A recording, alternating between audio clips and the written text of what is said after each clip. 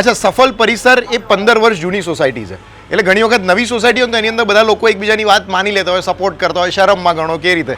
પણ 15 વર્ષ જૂની સોસાયટી તો અંદર ડિસ્પ્યુટ થવાના ચાન્સીસ પણ બહુ વધારે હોય, કારણ કે 480 સભ્યો છે. 480 અલગ અલગ ફ્લેટ્સ છે, એટલે લગભગ સભ્યો જુઓ તો 1000થી વધારે. તો કેવી રીતે આ બધા લોકો રેડી થયા એ બહુ વધારે અગત્યનું નથી? હા, સૌ પ્રથમ આ વિચાર જ્યારે અમને આવ્યો ત્યારે અમે લોકોએ પહેલાં તો કમિટી મેમ્બર જે અમારી જે ટીમ છે એમાં ડિસ્કસ કર્યો.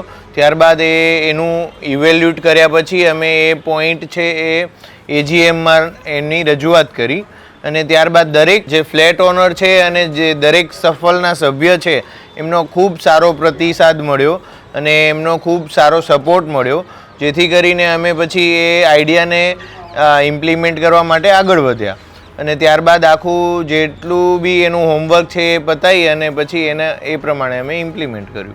વન્ડરફુલ.